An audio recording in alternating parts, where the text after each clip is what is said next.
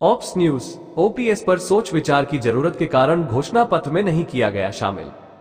Ops news, नई दिल्ली। छत्तीसगढ़ के पूर्व डिप्टी सीएम और कांग्रेस के वरिष्ठ नेता टीएस सिंहदेव ने बातचीत में कांग्रेस के घोषणा पत्र में ओपीएस ओल्ड पेंशन स्कीम के नहीं होने के सवाल पर खुलकर अपनी राय रखी।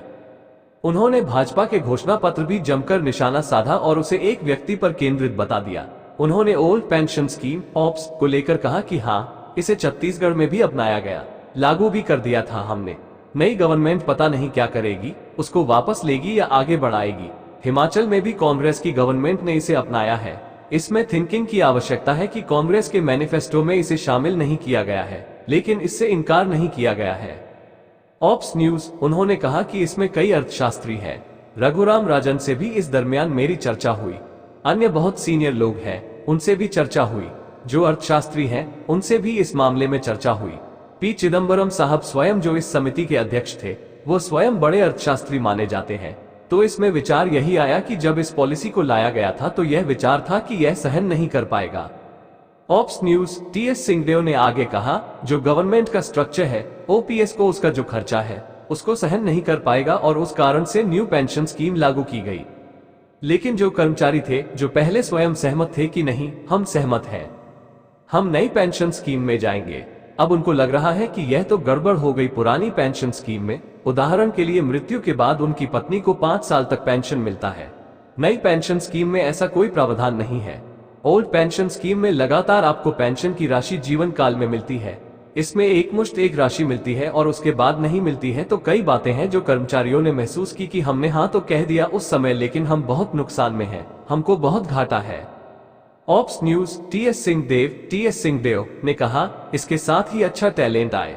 ऐसा ना हो कि सरकारी नौकरी में अच्छा टैलेंट ना आए, वो प्राइवेट सेक्टर में चला जाए कि प्राइवेट सेक्टर में ज्यादा तनख्वाह मिल रही है या जो भी परिस्थिति बेहतर समझी जाए। इन सारी बातों को लेकर ऑप्स के लिए हमने छत्तीसगढ़ में भी विचार किया था और लागू किया था, लेकिन नेशनल लेवल पर इसमें विचार यही है कि इसको स्टडी करके फिर अपनाने की बात आए। ऑप्स न्यूज, उन्होंने बातचीत में कहा कि वो भाजपा के घोषणा पत्र को लेकर ज्यादा खुश नहीं है। वह भी एक कांग्रेसी होने के नाते नहीं, बल्कि देश के एक नागरिक होने के नाते मैं बहुत निराश हुआ।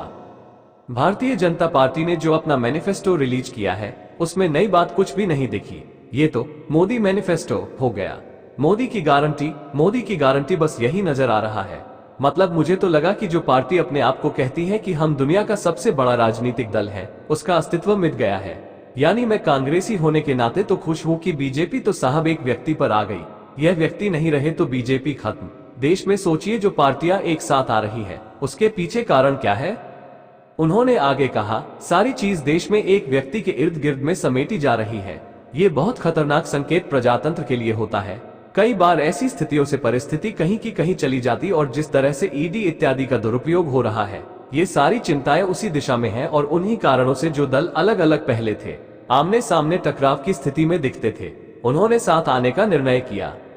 भाजपा पहले जो घोषणा कर चुकी है, उसी चीज का इस नए घोषणा पत्र में भी उल्लेख है, तो कोई नई चीज मुझे नहीं दिखी। कोई विजन की जो बात होती है कि हाँ हम आएंगे तो हम ऐसा करेंगे, इसके विपरीत कांग्रेस के घोषणा पत्र में देखिए एक विजन है। जो 1 लाख रुपए की बात आपने कही, यह महिलाओं को 1 लाख रुपए देने की बात नहीं है। टीएस सिंहदेव ने कहा, इससे देश के हर परिवार को कम से कम 1 लाख रुपए की आमदनी तो मिलेगी। यह नीति है। इस नीति को लागू करने के लिए महिला सशक्तिकरण के माध्यम से घर की जो प्रमुख महिला रहेंगी, उनके खाते में पैसा जाएगा। तो जो नीति है, एक विजन है कांग्रेस पार्टी का कि देश में कोई भी परिवार ऐसा नहीं रहेगा जिनकी आमदनी 1 लाख रुपए से कम होगी। ये क्लियर विजन दिख रहा है बेसिक इनकम का, जिससे हम उस दिशा में देश को ले जाना चाह रहे हैं, हम बढ़ाना चाह रहे हैं।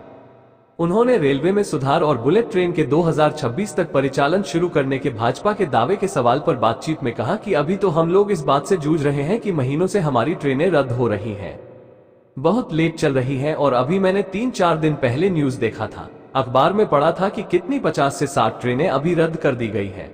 आज क्या हो रहा है उसको तो देखिए। बड़ी बड़ी बातें की जा रही है, बुलेट ट्रेन की बात हो रही है, यानी सिर्फ गंदी भाषा में कहें तो थूक पॉलिश हो रहा है, चमका के दिखाओ वाला काम चल रहा है। लोगों का ध्यान वास्तविकता से भटकाकर और किसी तरह से उनका मत ले लो।